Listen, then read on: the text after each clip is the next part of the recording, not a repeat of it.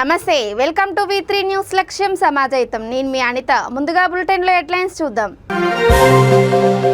ముగ్గురు chain snatching నిందితుల arrest. Peddapalli జిల్లా కమాన్పూర్ ప్రెస్ మీట్లో ఏసీపీ.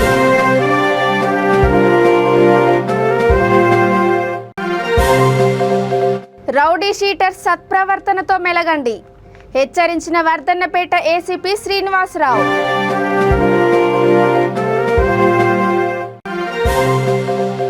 పటేల్ చొరవతోనే హైదరాబాద్ సంస్థానం విలీనం. గిరిజన మోర్చా రాష్ట్ర అధికార ప్రతినిధి దశరథ్.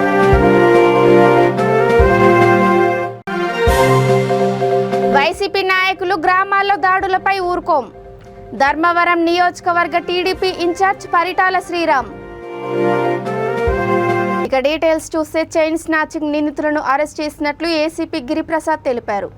పెద్దపల్లి జిల్లా కమాన్పూర్ పోలీస్ స్టేషన్లో విలేకరుల సమావేశంలో ఆయన మాట్లాడుతూ, ఈ నెల 5న గుండారం గ్రామానికి చెందిన పిడుగు నర్సయ్య అనే వ్యక్తి తన మెడలో ఉన్న బంగారు గొలుసును గుర్తు తెలియని వ్యక్తులు లాక్కెళ్లారని పోలీస్ స్టేషన్లో ఫిర్యాదు చేశారన్నారు. గోదావరి కని 2 టౌన్ సిఐ ఆధ్వర్యంలో ఒక ప్రత్యేక టీంను ఏర్పాటు చేశారని, సీసీ ఫుటేజ్ల ఆధారంగా చైన్ స్నాచింగ్కు పాల్పడిన ముగ్గురిని అదుపులోకి తీసుకొని విచారించగా తామే ఈ నేరానికి పాల్పడ్డట్టు ఒప్పుకున్నారని తెలిపారు. ఒక బైక్ను స్వాధీనం చేసుకున్నట్లు ఏసీపీ తెలిపారు. అరెస్ట్ చేయడం జరిగింది. దీని యొక్క పూర్వపరాలు ఏంటంటే, 5వ తారీఖు రోజు, సెప్టెంబర్ 5వ తారీఖు రోజు నా పేరు పిడుగు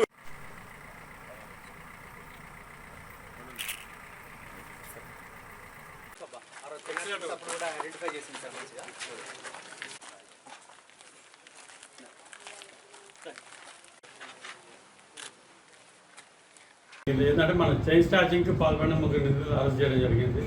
దీని యొక్క పూర్వపరాలు ఏంటంటే, 5వ తారీఖు రోజు, సెప్టెంబర్ 5వ తారీఖు రోజు నా పేరు పిడుగు నర్సయ్య, 55 ఇయర్స్ ఉంటాయి.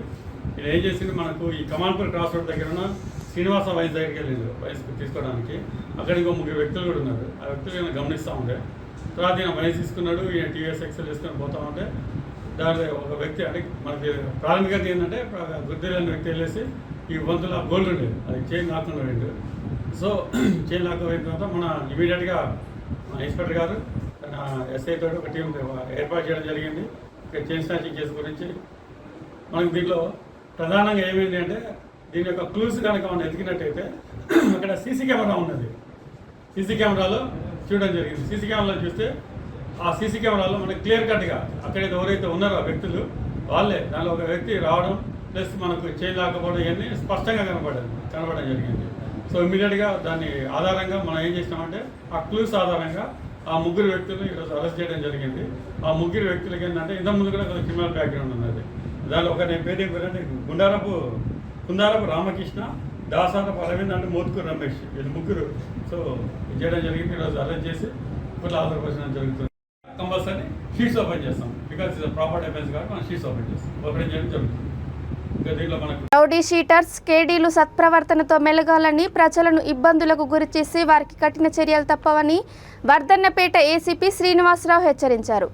జనగామ జిల్లా పాలకుర్తి పోలీస్ స్టేషన్ పరిధిలోని బషరత్ గార్డెన్ ఆవరణలో పాలకుర్తి, కొడకండ్ల, దేవరుపుల పోలీస్ స్టేషన్ పరిధిలో గల రౌడీ షీటర్లకు పోలీసులు కౌన్సిలింగ్ నిర్వహించారు.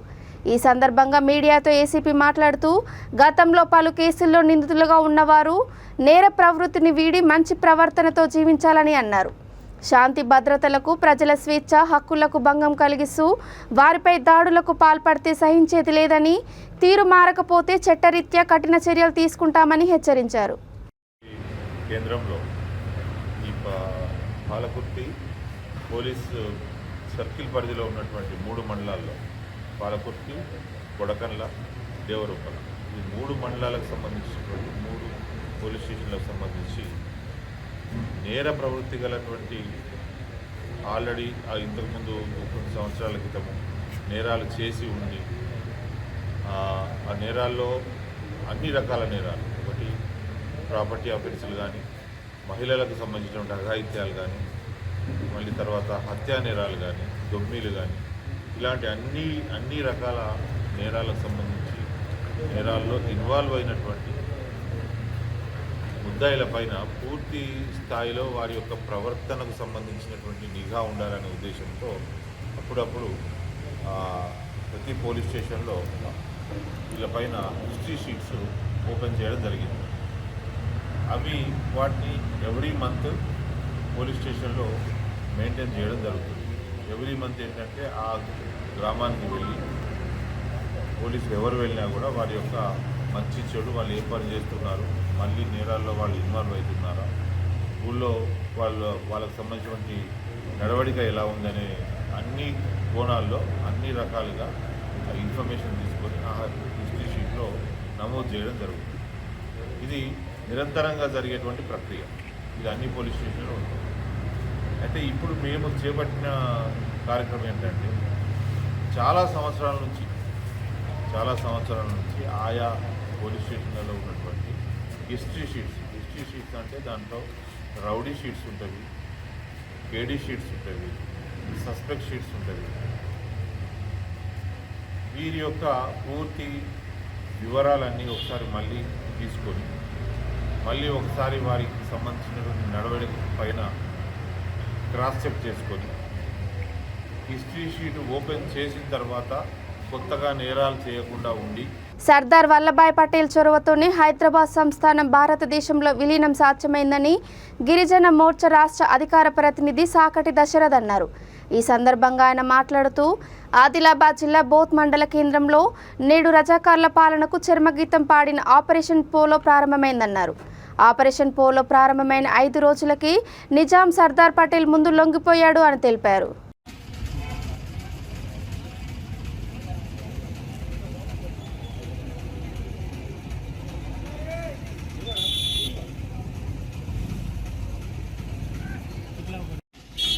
ఈరోజు 13 సెప్టెంబర్ తెలంగాణకు అంటే మర్చిపోలేని రోజు.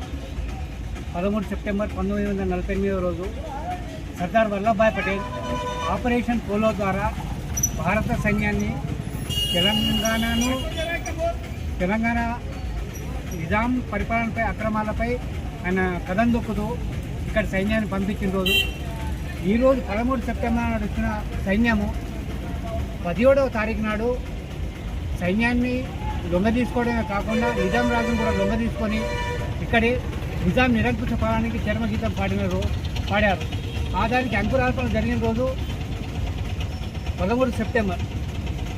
ఇదే విషయం భారతీయ జనతా పార్టీ ద్వారా మొత్తం రాష్ట్రం మొత్తం లోపల ఈరోజు పలు కార్యక్రమాలు చేయడం జరుగుతుంది. ఆ సందర్భంలోనే ఈరోజు ఆనాటి హోంమంత్రి సర్దార్ వల్లభాయ్ పటేల్ యొక్క చిత్రానికి పూలమాల వేసి నివాళులు అర్పించడం జరిగింది. ఆయన 1947 ఆగస్టు 15న బ్రిటిష్ వారి పాలన అంతమై భారతదేశంలో స్వతంత్ర సంబరాలు జరుపుకుంటున్నారు అందరూ. కానీ ఈ హైదరాబాదు సంస్థానంలోని ప్రజలందరూ ఆ సంబరాలకు దూరంగా ఉన్నారు. అంటే మనం అప్పుడు నవాబు పరిపాలనలో ఉన్నాం. బ్రిటిష్ వారికి సామంతరాజుగా ఉన్నటువంటి నవాబ్ ఆ రోజు ఎప్పుడైతే స్వతంత్రం మనకు వచ్చేసిందో ఈ హైదరాబాద్ సంస్థానాన్ని కూడా స్వతంత్ర రాజ్యంగా ప్రకటించుకున్నాడు. నేను పాకిస్తాన్లో కలవను, నేను ఇండియాలో కలవను, నాది స్వరాజ్యం, స్వతంత్రంగానే నేను ఉంటానని నిర్ణయించుకోవడం వల్ల అప్పుడు దేశముఖులు, జాగీరుదారులు తర్వాత ఈ పెత్తందారు వ్యవస్థల కింద నగిలిపోతున్నటువంటి ఈ సమాజం రజాకార్ల యొక్క నాయకుడు కాసిం రస్వీ గారు తన యొక్క పోకడలతో ఇక్కడున్నటువంటి హైదరాబాద్ సంస్థానంలోని మహిళలకు కానీ మహిళలను మానభంగాలు చేస్తూ గ్రామాలపైన దోపిడీలు చేస్తూ రక్తపాతం పారించేవాడు. ఈ సందర్భంలో భారతదేశంలో ఉన్న ప్రజలందరూ కూడా మేము ఇండియన్ గవర్నమెంట్లో కలుస్తాం, మాకు ఇండియన్ గవర్నమెంటే కావాలన్నది వాళ్ళ యొక్క ఆశయం. ఈ ఆశయాన్ని నెరవేర్చడం కోసం సైనిక చర్య తప్పదని భావించి మన సర్దార్ వల్లభాయ్ పటేల్ గారు 13వ తారీఖు సెప్టెంబర్న సైనిక చర్య చేపట్టడం జరిగింది. ఆ సైనిక చర్య చేపట్టి 3 రోజులకే నవాబు తలవంచి ఈ హైదరాబాద్ సంస్థానాన్ని ఇండియన్ గవర్నమెంట్లో కలపడం జరిగింది. మరి ఇలాంటి విలీనాన్ని మనము గొప్పగా జరుపుకోవాలి, మనం స్వతంత్రులమైనమన్న భావనతోటి మనము 17వ సెప్టెంబర్ని జరుపుకోవాలని ఎన్నో కలలు. వైసీపీ నాయకులు గ్రామాల్లో దాడులు చేస్తూ రాజకీయాలు చేయాలనుకుంటున్నారని, ఇలాంటి వాటిని చూస్తూ ఊరుకోమని ధర్మవరం నియోజకవర్గ టీడీపీ ఇన్ఛార్జ్ పరిటాల శ్రీరామ్ హెచ్చరించారు. శ్రీ సత్యసాయి జిల్లా ధర్మవరం నియోజకవర్గంలోని మల్లెనపల్లి గ్రామంలో 2 రోజుల క్రితం జరిగిన ఘటన తీవ్ర దుమారం రేపుతోంది. గ్రామంలో 2 వేరు కులాలకు చెందిన అబ్బాయి అమ్మాయి ప్రేమ వివాహం చేసుకున్నారు. 25 రోజుల తర్వాత గ్రామానికి వచ్చిన యువకుడితో పాటు అతని వర్గీయులపై కొందరు వ్యక్తులు దాడి చేశారు. ఈ దాడిలో గాయపడ్డ వారిని అనంతపురం ప్రభుత్వ ఆసుపత్రికి తరలించారు. విషయం తెలుసుకున్న పరిటాల శ్రీరామ్ బాధితులను పరామర్శించారు. జరిగిన ఘటనపై ఆరా తీశారు. అధైర్యపడవద్దని, అండగా ఉంటామని భరోసా ఇచ్చారు. ఇది ఖచ్చితంగా ప్రేమ వ్యవహారంలో జరిగిన దాడి కాదని, కక్షపూరితంగా కొందరు దాడికి పాల్పడ్డారని పరిటాల శ్రీరామ్ ఆగ్రహం వ్యక్తం చేశారు. ఎక్కువగా ఉంటారు. వరుసనా చూస్తున్నాం. ఉన్న మల్లేనపల్లి, అంతకుముందు మన పతలపల్లి మండలంలో కూడా ఇటువంటి సంఘటన జరిగింది. బోరు బూట్ చేసిన పరిస్థితి మనం అలా చూస్తున్నాం. ఒక ఎస్టీ వ్యక్తిని కొడితే సర్పంచ్ ఆ కేసు పెట్టించారనే నెపం మీద ఆ అబ్బాయి బోరుని జేసీబీ పెట్టి తువ్వేసే పరిస్థితి కూడా మనము ఇటీవల 2 రోజుల కిందట మనం అది కూడా చూడడం జరిగింది. ఈ పద్ధతులు అంటే ధర్మవరాన్ని ఒక రావణ కాష్టంగా మారుస్తాము, ఏదన్నా భయప్రాంతులు చేస్తూ మేము ముందుకెళ్తాము, భయప్రాంతులు చేస్తే ప్రజలు మమ్మల్ని చూసి భయపడితే రేపు పొద్దున ఏదో మాకు లబ్ధి చేకూరుతుంది, మాది పై చేయుతుంది అనే ఆలోచనలు మాత్రము చాలా తప్పు. దానిని మాత్రం ఖచ్చితంగా వైఎస్ఆర్ పార్టీ వాళ్ళు, వైఎస్ఆర్ పార్టీ ఎమ్మెల్యే కూడా ఇటువంటి చర్యల్ని ఖచ్చితంగా ఖండించి దాన్ని ఆపుకునే ప్రయత్నం అనేది ఆయన కూడా చేయాల్సిన అవసరం ఉంటుంది. కానీ ఇదే పద్ధతుల్లో పోతే ఈరోజు చూస్తున్నాం మన గ్రామంలోనూ పెద్ద ఆయన 60 ఏళ్ళు పైగా పడిన మనిషిని, ఇంట్లోకి దూరిన మనిషిని బయటికి ఇడుచుకొచ్చి కొట్టే పరిస్థితి వచ్చిందంటే ఎంత కసిగా వీళ్ళు ఏదైనా సరే ఉన్న సమస్యల మీద పోరాటం చేస్తున్నారనే ఒకే ఒక రీజన్తో మనుషుల్ని, ఇంత వయసు వ్యక్తిని లోపల నుంచి ఈడ్చుకొని వచ్చి బయటికి తీసుకొచ్చి అతన్ని కొట్టడము, తల మీద కుట్లు పడేటట్టుగా విపరీతంగా కొట్టడము. అంటే వీళ్ళు ఏదైనా గ్రామంలో గట్టిగా మాట్లాడతారు, పార్టీ గురించి కానీ ఏదైనా తప్పు జరిగినా వీళ్ళు నిలదీస్తారు కాబట్టి వీళ్ళని అంతమొందిస్తే మాకు అడ్డు అదుపు ఉండదు అనే పద్ధతుల్లో వాళ్ళు ఆలోచన చేయడం అనేది కరెక్ట్ పద్ధతి కాదు. ఇదే రకంగా కంటిన్యూ అయితే మాత్రం ఖచ్చితంగా దాడికి ప్రతిదాడి ఖచ్చితం అనే విషయాన్ని బాగా గుర్తుపెట్టుకోవాలి ఖచ్చితంగా వైసీపీ వాళ్ళు. మరి దాంతోపాటు ఎమ్మెల్యే గారు గుర్తుపెట్టుకోవాలా. మాట అంటే మనం మీడియా ముందుకు వచ్చి నీతి వాక్యాలు విపరీతంగా మనం చెప్పినంత ఈజీగా ఉండదు పాటించడము, కానీ పాటించడం నేర్చుకోండి. మీరు కూడా నీతులు చెప్పడమే కాదు, పాటించాలి. ఈరోజు ఇట్లాంటి ఇబ్బందులు ఏవైతే జరుగుతున్నాయో, బీసీ ఎస్సీల మీద ధర్మవరంలో ఏ దాడులు అయితే జరుగుతున్నాయో చేతనైతే దాడులను అరికట్టుకో, నీ వాళ్ళని కంట్రోల్లో పెట్టుకొని గ్రామాలని ప్రశాంతంగా ఉండేటట్టుగా ప్రయత్నం చేయి. ఆ రోజు పుట్లూరు ఎల్లనూరులో ఏదైతే పద్ధతి ఉందో చెట్లు నరకడం కానీ బోర్లు పూడ్చడం కానీ అదే పద్ధతి మళ్ళీ ధర్మవరంలో మొదలవుతుంది. ఇదే పద్ధతి మొదలైతే రైతాంగం నిలబడదు, రైతు కూలీలు ఇబ్బంది పడతారు. ఇంకా ప్రతి ఒక్కరు బయటికి వచ్చిన ప్రతి ఒక్కరిది బోరు పూడ్చాలా, చెట్లు నరకాలా, మనుషుల్ని కొట్టాలా అనేటట్లుంటే ఖచ్చితంగా అదే మాట డైరెక్ట్గా బయటికి చెప్పు, కానీ నీతి వాక్యాలు మాట్లాడొద్దు. ఆ నీతులు ఏదో మీ వాళ్ళకి చెప్పుకొని మీ వాళ్ళ మనసులు మార్చుకో. కానీ ఇదే పద్ధతి కంటిన్యూ అయితే గ్రామాల్లో ఘర్షణలు తారాస్థాయికి చేరేటట్టుగా చేసేదానిలో ముఖ్య కారకుడు నువ్వే అవుతావు అనే విషయాన్ని ఎమ్మెల్యే గారు గుర్తుపెట్టుకోవాలి. జూబ్లీహిల్స్ రహమత్ నగర్ డివిజన్లో ఎమ్మెల్యే మాగంటి గోపీనాథ్ దళిత బంధు లబ్ధిదారు వేముల లక్ష్మికి టెంట్ హౌస్ సామాన్ల దుకాణాన్ని అందించి రిబ్బన్ కటింగ్ చేసి ప్రారంభించారు. ఈ కార్యక్రమంలో స్థానిక కార్పొరేటర్ సిఎన్ రెడ్డి, డివిజన్ అధ్యక్షుడు మన్సూర్, ఉపాధ్యక్షుడు శ్రీనివాస్, టీఆర్ఎస్ నాయకులు, కార్యకర్తలు పాల్గొన్నారు.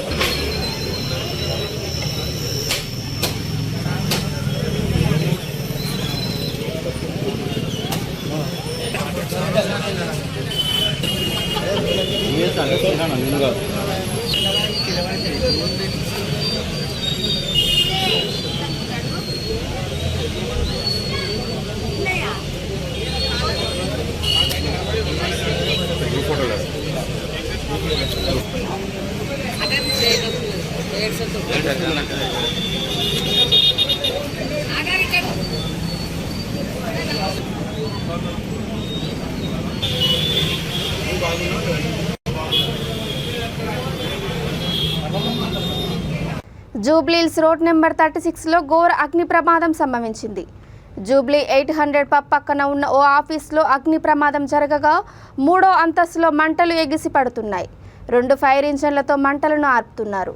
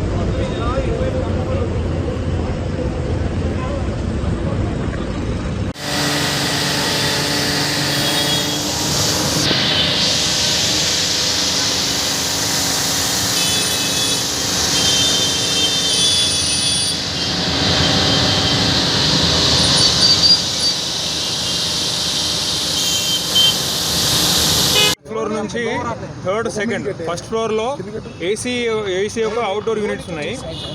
ఆ వెల్డింగ్ చేసే క్రమంలో షార్ట్ సర్క్యూట్ అయ్యేసి అందులో క్రమంలో అక్కడ అంటుకొని కింద ఉన్నటువంటి ఏసీ అవుట్డోర్ యూనిట్స్కి అవి అంటుకోవడం జరిగింది. అవి అంటుకున్న తర్వాత అక్కడ ఏసీ అవుట్డోర్ యూనిట్స్లో ఒకటి పేలింది. ఆ పేలిన క్రమంలో అక్కడ 4-5 కూడా అవుట్డోర్ యూనిట్స్ కూడా పేలడం జరిగి పెద్ద అగ్ని ప్రమాదం జరిగింది. ఇందులో బిల్డింగ్ మొత్తం ఖాళీ ఉండడం వల్ల ఎవరు కూడా లేరు. వర్కర్స్ ఎవరైతే అగ్ని ప్రమాదం చూసారో వాళ్ళందరూ కూడా ప్రమాదానికి భయపడి బయటకు వచ్చినారు. ఇందులో ఆస్తి నష్టం జరిగినట్టుంది. ఆస్తి నష్టం అంచనా వేయాలి.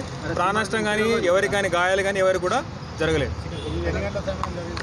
మనకు సుమారు ఇప్పుడు ఆ డీటెయిల్స్ కరెక్ట్గా వెల్డింగ్ చేస్తున్నప్పుడు అది అంటుకుంది. ఓకేనా? ఎస్సీ, ఎస్టీ, బీసీల కోసం 45 ఏళ్ల నుంచి నిర్విరామంగా పనిచేస్తున్న ఏకైక వ్యక్తి ఆర్ కృష్ణయ్య అని బీసీ సంఘం రాష్ట్ర కన్వీనర్ లాల్ కృష్ణ ప్రసాద్ అన్నారు. విద్యానగర్ బీసీ భవన్లో ఏర్పాటు చేసిన ఆర్ కృష్ణయ్య జన్మదినోత్సవం సందర్భంగా వారికి శాలువాతో సన్మానించి శుభాకాంక్షలు తెలిపారు.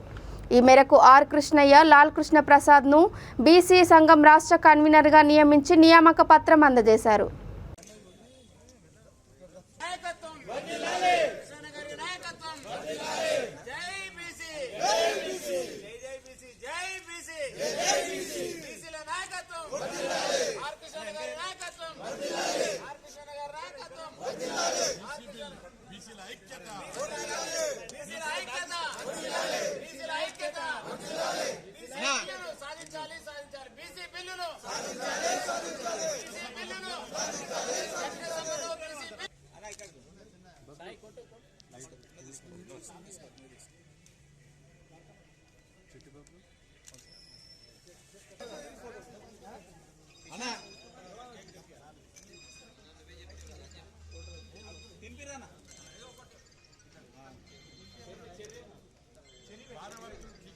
ఈరోజు కృష్ణన్న గారి టైగర్ ఆర్ కృష్ణన్న రాజ్యసభ సభ్యులు ఆయన 47 సంవత్సరాలు పోరాటం చేసి బీసీల కోసము హాస్టల్స్ కానీ ఉద్యోగాలు కానీ ఏ రకమైన సమస్యలున్నా బీసీ, ఎస్టీ, ఎస్సీ మైనారిటీల కోసం 45 సంవత్సరాలు పోరాటం చేసిండు. పోరాటం చేసిన సందర్భంగా పార్లమెంట్లో పోతేనే బీసీ బిల్లు నెగ్గుతుంది, బీసీలకు న్యాయం జరుగుతుందనే జగన్మోహన్ రెడ్డి ఆలోచన చేసి ఆయనకు రాజ్యసభ సభ్యులు ఇచ్చిండ్రు. ఇప్పుడు కృష్ణన్నది జన్మదిన సందర్భంగా నాకు కూడా స్టేట్ కన్వీనర్ ఇవ్వడం జరిగింది. లాల్ కృష్ణ, నేను తెలంగాణ స్టేట్ కన్వీనర్, మాది పరిగి నియోజకవర్గము. నేను కూడా కృష్ణన్న అడుగుజాడలు నడిచి బీసీల కోసం స్కూల్స్ కానీ హాస్టల్స్ కానీ పిల్లలకు ఏ విధంగా బీసీలకు ముందుకు నడుస్తారో ఆ విధంగా మేము వాళ్ళకి సేవ చేస్తామని చెప్తా ఉన్నాను. అదేవిధంగా కృష్ణయ్య గారు కూడా ఆయన నెంబడి తెలంగాణ రాష్ట్రం ఆయన నెంబడి ఉండి బీసీ బిల్లును పెట్టించే విధంగా మేము కూడా ఒత్తిడి తెస్తాం. పార్లమెంటుకు అన్ని రాష్ట్రాలు తిరిగి కృష్ణయ్య గారు ఎంబడి ఉండి అన్ని రాష్ట్రాలు తిరిగి మేము బీసీ బిల్లు పెట్టాలని ఒత్తిడి తీసుకొస్తాం. అదేవిధంగా అంబేద్కర్ మేమే బుచ్చం అడగలేదు. అంబేద్కర్ రాసిన రాజ్యాంగం ఉన్నది. ఆ రాజ్యాంగంలో జనాభా ఎంత ఉంటే అంత వాటా రాజ్యాధికారం కావాలనేది ఇప్పుడు పబ్లిక్లో మేము ఇప్పుడు ఉన్న అన్ని పార్టీల నాయకు చెప్తున్నాం. మన తెలంగాణలో కూడా బీసీ ముఖ్యమంత్రి కావాలి. 50% బీసీ ఎమ్మెల్యేలకు టికెట్ ఇచ్చేటట్టు ఈ వచ్చే 2023 ఎమ్మెల్యేలు అన్ని బీసీలకు టికెట్ ఇచ్చేటట్టు కూడా మేము ఆర్కృష్ణ నుండి ముందలుండి అన్ని బీసీ పార్టీలను ఏకం చేసి బీసీలని చట్టసభలో 50% రిజర్వేషన్లు కలిపేయనికే పోరాటం చేస్తామని చెప్తా ఉన్నాం. కొడంగల్ నియోజకవర్గంలోని 5 మండలాల్లో ఆర్ఎంపీ క్లినిక్ పేరుతో కొందరు విచ్చలవిడిగా మలేరియా, టైఫాయిడ్, డెంగ్యూ రోగులకు చేతికి నరాలలో ఇంజెక్షన్లు ఇస్తున్నారని లంబాడి హక్కుల పోరాట సమితి జిల్లా అధ్యక్షుడు సూర్యనాయక్ అన్నారు. వికారాబాద్ జిల్లా బోమ్రాస్పేట్ మండలంలో విలేకరుల సమావేశంలో ఆయన మాట్లాడుతూ బోమ్రాస్పేట్, తుంకిమెట్ల, దౌలతాబాద్, మద్దూర్, కోస్కి మండలాల ఆర్ఎంపీ క్లినిక్లను అధికారులు సందర్శించి వారిపైన చట్టపరమైన చర్యలు తీసుకోవాలని డిమాండ్ చేశారు. లేకుంటే పెద్ద ఎత్తున ఉద్యమం చేశామని హెచ్చరించారు. కొడంగల్ నియోజకవర్గంలోని ప్రతి గ్రామాలలో ఆర్ఎంపీ క్లినిక్ ఏర్పాటు చేసినటువంటి ఎవరైతే డాక్టర్లుగా చెప్పుకొని బీఎస్సీ నర్సింగ్ కూడా చేయని వాళ్ళు, అర్హత లేని వాళ్ళు, ఎస్ఎస్సి ఆర్థిక ఇబ్బందుల కారణంగా పెళ్లిడికొచ్చిన పిల్లల తల్లిదండ్రులకు భారం కాకూడదని సంకల్పంతో వైఎస్ఆర్ కళ్యాణమస్తు, వైఎస్ఆర్ షాదీ తోఫా ఎంతో ఊరట కలిగిస్తాయని అనంతపురం జిల్లా ప్రజా పరిషత్ చైర్మన్ బోయ గిరిజమ్మ, ఏడీసీసీ బ్యాంక్ చైర్మన్ లిఖిత అన్నారు. వారు మాట్లాడుతూ దేశంలోనే ఎక్కడా లేని విధంగా జగనన్న ప్రభుత్వం పేద ప్రజల సంక్షేమం కోసం పాటుపడుతోందని జగన్ ప్రభుత్వాన్ని ఆయన కొనియాడారు. ఎన్నికల సందర్భంగా ఇచ్చిన హామీలను నెరవేర్చిన ఘనత ఒక్క సీఎం జగన్మోహన్ రెడ్డికే దక్కుతాయని తెలిపారు.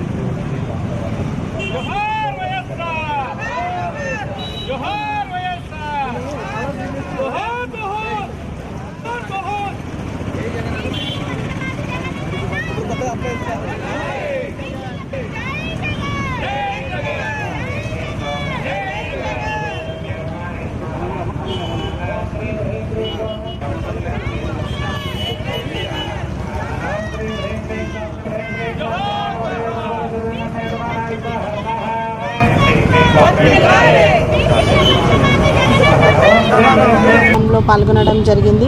బడుగు బలహీన వర్గాల వారికి మరొక కానుక అందజేశారు జగనన్న. ఈరోజు ఎంతోమంది సంతోషంగా ఉన్నారు. ఎందుకంటే పేదింటిలో పుట్టినటువంటి ఆడపిల్లలకు ఈరోజు వైఎస్ఆర్ కళ్యాణమస్తు అలాగే షాదీ తోఫా ఇచ్చారు.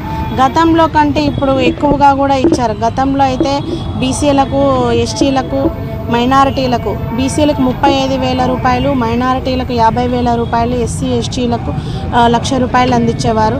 కానీ మన జగనన్న వచ్చిన తర్వాత పేదింటి ఆడపిల్లలకు నేను ఉన్నానని చెప్పి భరోసా ఇస్తూ ఈరోజు వైఎస్ఆర్ కళ్యాణమస్తు ద్వారా బీసీలకు 50,000 రూపాయలు, అలాగే కులాంతర వివాహం చేసుకున్నటువంటి వాళ్ళకు 75,000 రూపాయలు, ఎస్సీ ఎస్టీలకు 1,00,000 రూపాయలు, కులాంతర వివాహం చేసుకున్నటువంటి వాళ్ళకు 1.2 lakhs ఇచ్చారు. అలాగే మైనారిటీలకు 1,50,000 ఇచ్చారు.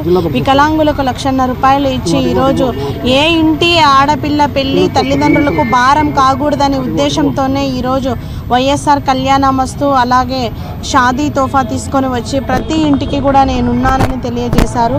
దేశంలోనే కూడా ఏ రాష్ట్రంలో అయినా సామాజిక న్యాయం జరుగుతుందా అని అంటే కేవలం మన ఆంధ్ర రాష్ట్రంలోనే జరుగుతుందని చెప్పేసి ఈరోజు మేము సగర్వంగా కూడా తెలియజేస్తున్నాం. ఎందుకంటే ఈరోజు జగనన్న ఏవైతే మేనిఫెస్టోలో పొందుపరిచినటువంటి నవరత్నాల్లో భాగంగా సంక్షేమ పథకాలు ఉన్నాయో, రాజేంద్రనగర్ సమీపంలోని హిమాయత్ సాగర్ వద్ద 236 కేజీల గంజాయిని పట్టుకున్నామని శంషాబాద్ డీసీపీ జగదీశ్వర్ రెడ్డి తెలిపారు. వైజాగ్ నుండి గంజాయిని లారీలో నాసిక్కు తరలిస్తున్నారన్న విశ్వసనీయ సమాచారం మేరకు హిమాయత్ సాగర్ వద్ద మాటు వేసి పట్టుకున్నామని అన్నారు. పట్టుబడిన గంజాయి సుమారు 50 లక్షలు ఉంటుందని తెలిపారు. ఈ కేసుకు సంబంధించి 4గురిని అరెస్ట్ చేశామని, మరో 2 పరారులో ఉన్నారని అన్నారు. ఈ సందర్భంగా ఒక లారీ, మహీంద్రా కారు, 5 సెల్ ఫోన్లు సీజ్ చేశామని తెలిపారు.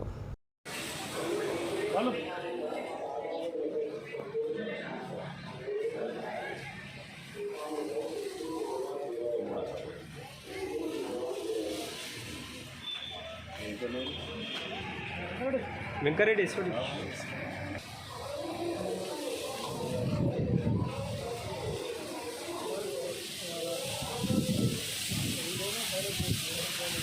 అన్న శివనా ఎక్కడ దాకా వస్తుంది ఇంకా నువ్వు కూడా వస్తున్నావు దుకాణం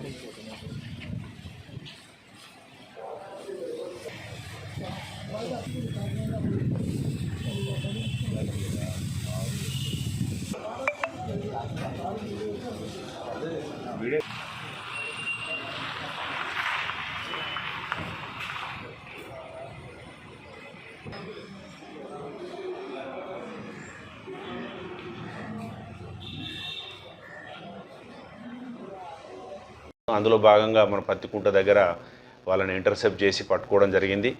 సో దీంట్లో మనకు 236 కేజెస్ గాంజా సీజ్ చేయడం జరిగింది. అందులో ఒక 5 మొబైల్స్ ఉన్నాయి, ప్లస్ టాటా లారీ ఉంది, మహేంద్రా జేలో వెహికల్ కూడా సీజ్ చేయడం జరిగింది.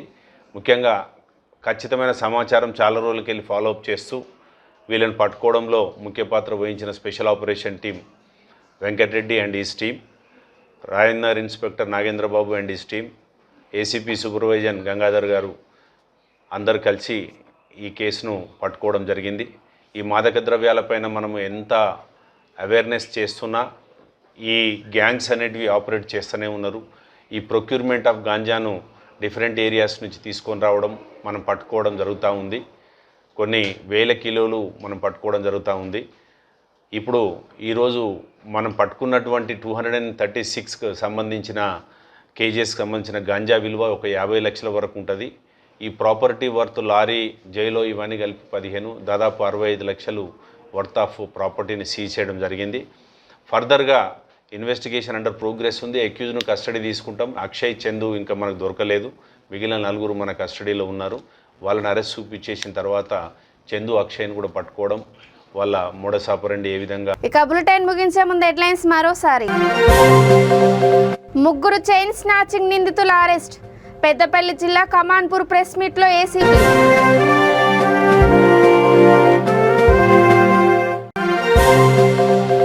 రౌడీ షీటర్స్ సత్ప్రవర్తనతో మెలగండి, హెచ్చరించిన వర్ధన్నపేట ఏసీపీ శ్రీనివాసరావు.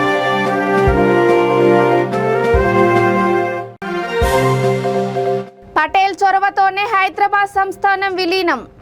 గిరిజన మోర్చా రాష్ట్ర అధికార ప్రతినిధి దశరథ్.